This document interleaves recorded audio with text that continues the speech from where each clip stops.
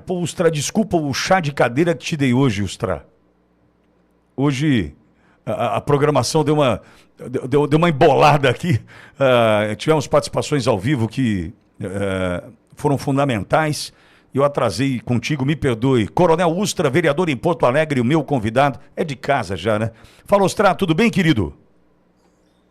Boa tarde, Pitoli. Boa tarde toda a nossa assistência aí da Auri Verde Brasil.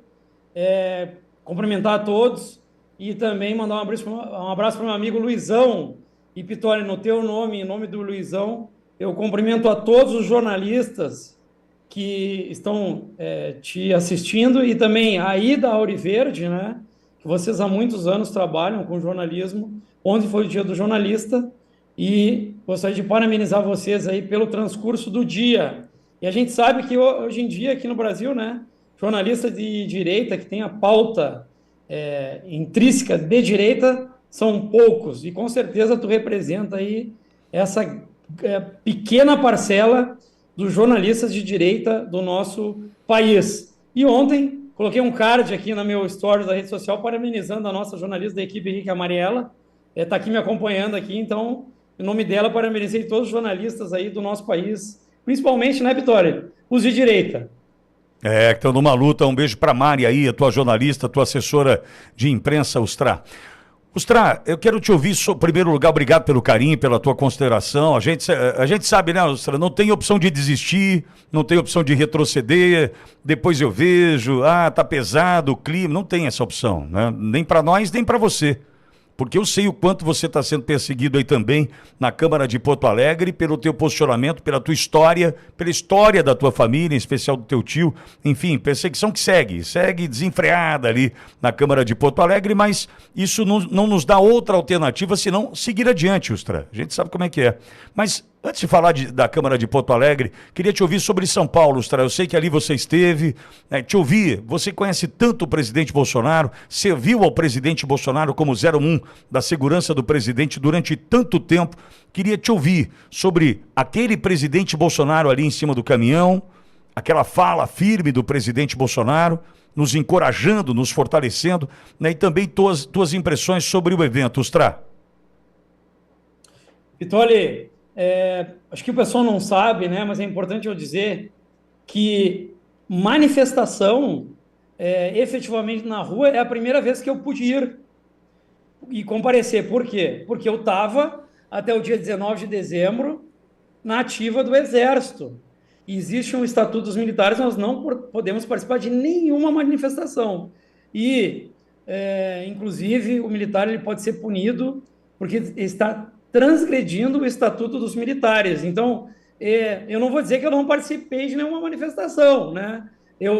Por exemplo, eu morava ali em Brasília, ali na Praça dos Cristais, que foi o ponto focal onde ocorreram aquela situação do 8 de janeiro. O ponto focal centralizador foi a Praça dos Cristais, que fica na frente do quartel-general do Exército.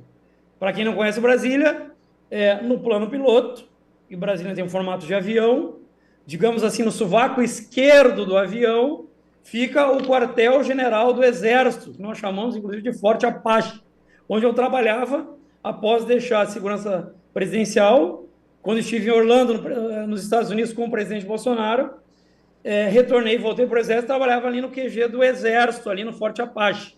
E na frente do Forte Apache, do QG do Exército, fica a Praça dos Cristais. E naquele local se concentraram as manifestações durante aquele período pós o período eleitoral, né, e onde ocorreram aquelas prisões no dia 9 de janeiro, né, um dia após aquela manifestação do 8 de janeiro. E, Pitoli, obviamente, naquele período eu dava uma frequentada ali, mas eu não colocava em rede social e tal, porque não podia, né? O militar não pode participar de manifestação. Então, estive na Paulista, eu fiquei num hotel próximo ali à Avenida Paulista e eu fiquei bastante surpreso com a quantidade de público presente. Então, alguns quarteirões, né, para um lado e para o outro do trio elétrico, e, segundo o Partido Liberal, a organização, e eu cito aqui duas pessoas, Vitória, que eu gostaria de citar, que tu também conhece, que são pessoas que trabalham diariamente no Partido Liberal e conduzem de maneira brilhante. Uma delas eu conheci durante a campanha do presidente, estava na segurança e ela estava no marketing, que é a Sabrina Oliveira, né? E a Michele Rodrigues, que eu conheci depois. Então, o nome dessas duas mulheres, diga-se de passagem, mulheres, né? Extremamente competentes e organizadas. Eu cumprimento toda a equipe do Partido Liberal, Pitório, que tu bem conhece, participou também daquele seminário de comunicação aí em Brasília. A Sabrina e a Michele Rodrigues, elas representam todo, digamos assim, o escopo que dá o suporte aos políticos do Partido Liberal em Brasília. Eu cumprimento elas, cumprimento toda a equipe pela excepcional organização. E eu fiquei no trio secundário, com vários deputados federais, estava lá o deputado Sanderson, estava o Faur, estava o Coronel Assis, o Coronel Meira, o General Pazuello, diversos políticos que tu já conhece aí, né, Pitoli? Obviamente, no programa, fiquei com eles lá, conversando bastante.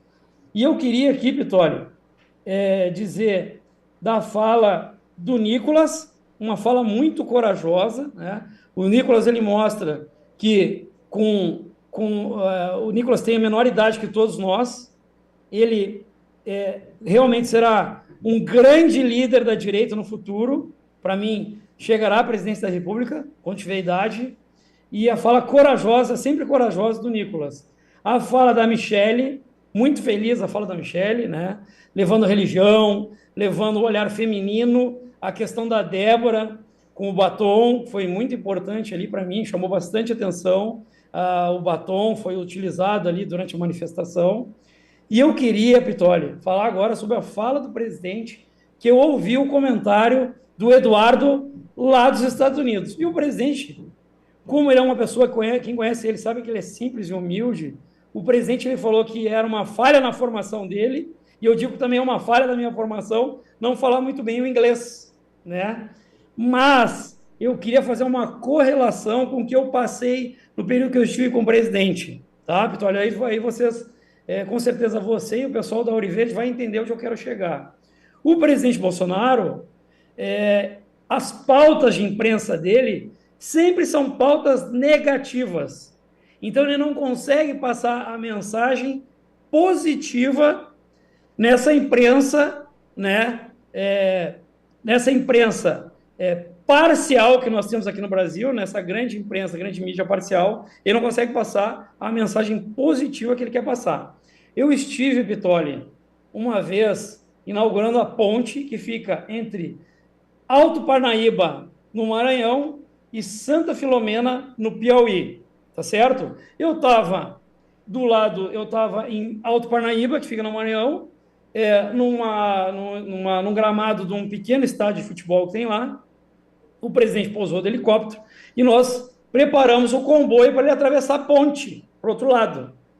Isso aí significava nada mais nada menos dizer que a ponte estava concluída, né? Você passar de um lado de uma cidade, de um estado para outro, a ponte está concluída. O que o presidente fez, Pitoli? Ele não usou o comboio, foi na garupa de uma moto e ele estava sem capacete. Aí vamos dizer, mas como o presidente é irresponsável e tal, né? Depois a gente foi entender por que ele fez aquele gesto de passar sem capacete. Não era para transgredir uma regra de trânsito, tá certo? Era porque ele falou assim para nós depois: se eu não passasse sem capacete com moto pela ponte, a imprensa não iria vincular que a ponte foi inaugurada, porque ela não ia dar essa pauta positiva. Então, eles foram obrigados para dizer: presidente ultrapassa a ponte entre Alto Parnaíba e Santa Filomena do Maranhão para o Piauí sem capacete. Mas pelo menos o pessoal disse que ele passou uma ponte que ele inaugurou. Entendeu? E como é que agora eu vou levar para a fala do presidente com relação ao que ele falou em inglês sobre a prisão de um pipoqueiro, que é o Carlos, de 54 anos, e o Otoniel, que é o sorveteiro, de 45 anos. E, diga-se de passagem, o pipoqueiro, o Carlos, o Pitoli, é aqui de Lajeado, no Rio Grande do Sul, que é uma região que foi muito afetada pelas enchentes do mês de maio do ano passado, tá? Então, ele falou em inglês Isso aí, Pitoli, o que caiu na imprensa? O inglês, a forma como o presidente Bolsonaro falou inglês.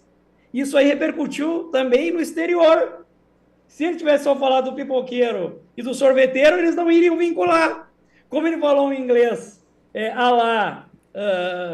como é que é o nome Joel Santana. Joel Santana, como ele falou, o inglês lá, Joel Santana, saiu na imprensa do mundo inteiro. Então, eu vi o Eduardo falando que essa fala do presidente foi genial, entendeu? Então, assim como ele passava as pontes sem capacete, o pessoal tinha que vincular que ele estava passando a ponte.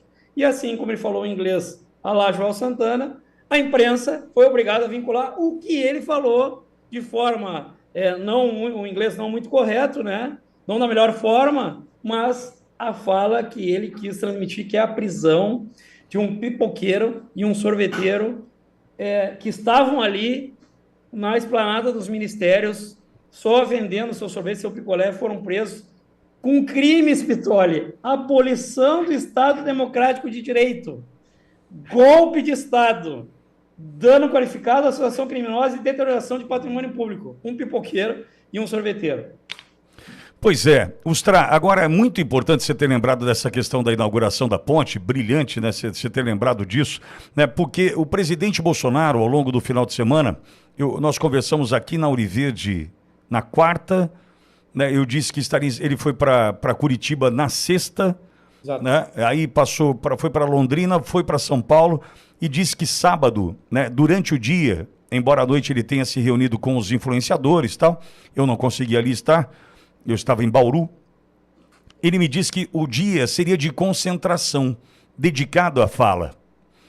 E percebe que há estratégia, né, Ustra? Não tem da boca para fora, não tem chute, não tem o que eu vou falar. Há uma sequência lógica de uma pessoa que tem uma cabeça privilegiada, como o presidente Bolsonaro, e assertivo, né, Ustra?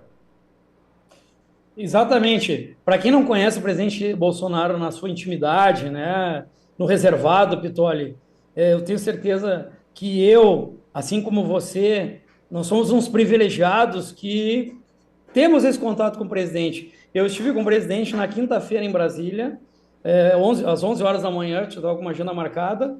Fui levar uma amiga aqui que virou uma grande amiga, que é a Sayonara. Tu teve a oportunidade de conhecer ela aqui em Porto Alegre, porque ela defende os valores que nós defendemos da direita brasileira, e ela expõe o comércio dela, né, o ganha-pão dela, para defender o presidente Bolsonaro e para criticar o Lula, né, porque ela diz que tudo que ela tem na vida hoje é graças ao governo do presidente Bolsonaro, que valorizou o pequeno empreendedor e realmente fomentou a economia no nosso país.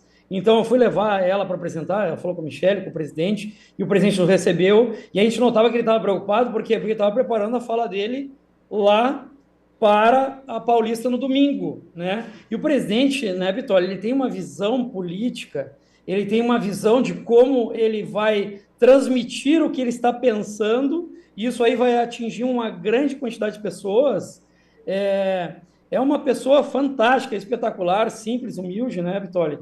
E realmente ele tem esse poder de conseguir transmitir de uma maneira clara, simples e objetiva o recado que ele quer passar em um curto espaço de tempo.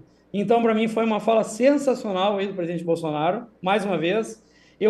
O público, eu achei um público fantástico, estima-se mais de 300 mil pessoas, porque a Paulista ela é muito larga, muito larga. E eu, na hora de ir embora, tive que atravessar para descer ali o MASP, aquela rua lateral do MASP, porque a gente tinha que pegar o Uber aí direto para o aeroporto. Nós tínhamos voo para voltar para Porto Alegre.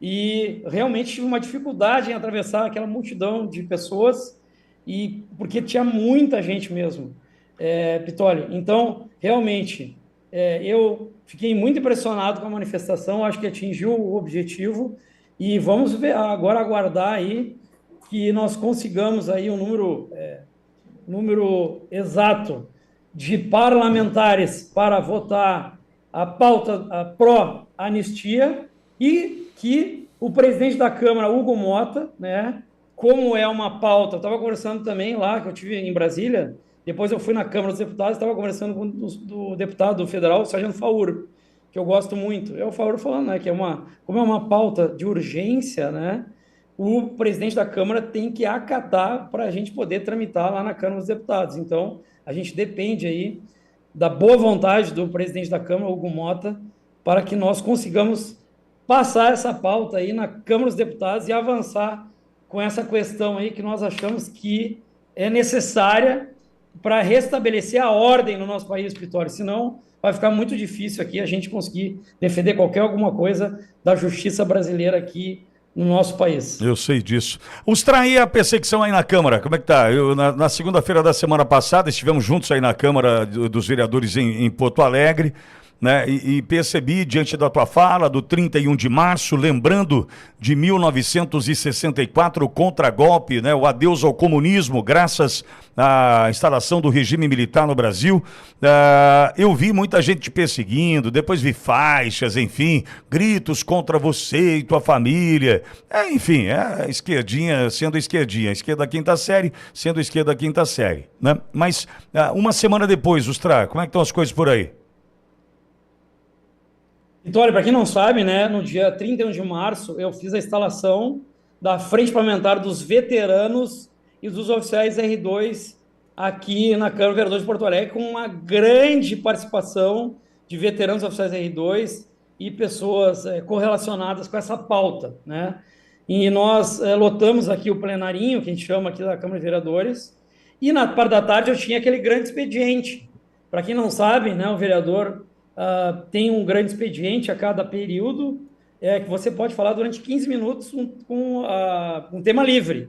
E eu escolhi, no dia 31 de março, agradecer alguns colegas meus que me cederam este dia, exato, dia 31 de março, para que eu pudesse falar. E eu falei sobre 31 de março de 64, correlacionando com o período que nós estamos vivendo agora. Agora nós estamos vivendo uma ditadura no Brasil, é agora, não é no passado, é agora. Aquele período, nós estamos restabelecendo a ordem no nosso país. A marcha com Deus pela liberdade, com a família pela liberdade, reuniu 500 mil de pessoas na Avenida Paulista, em São Paulo.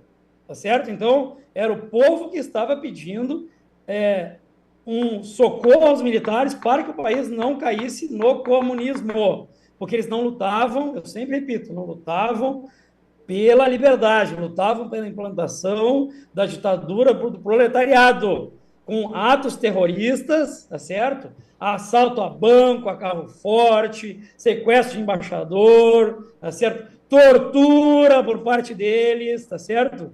Né? Nós tivemos aí a bomba que explodiu no quartel do 2º Exército de São Paulo, que matou o soldado Marcos, o filho, tá certo? Tivemos o tenente da Polícia Militar do Estado de São Paulo, Mendes Ribeiro, que foi assassinado a coronhada pela turminha do Lamarca, tá certo, Vitória? E antes, agora eu vou falar aqui, antes, eles cortaram as partes íntimas desse tenente e fizeram ele vivo comer as partes íntimas, depois mataram a coronhada. Tá certo? É essa turminha aí que eu estava por liberdade, né, Vitória? Então, eu estava defendendo este período da história, que foi importante para o nosso país, e hoje nós vivemos em liberdade, graças ao coronel Carlos Alberto Brilhante Ustra e todos os homens do Exército Brasileiro, das Forças Armadas, do DOI e COD do Brasil inteiro, que lutaram para que o país não virasse uma Cuba. Hoje, nós estaríamos vivendo um regime cubano aqui no nosso país, graças à intervenção desses militares aí, do coronel Carlos Alberto Brilhante Ustra. Hoje a gente vive, entre aspas, né, agora, em liberdade. E o que aconteceu? Um vereador de esquerda teve uma fala na tribuna logo depois da minha, com xingamentos, tá certo? Eu, durante a minha fala, tu presenciou, Vitor, estava aqui, presenciando. Eu não conseguia falar. Eles foram ali para o microfone da parte e começaram a gritar.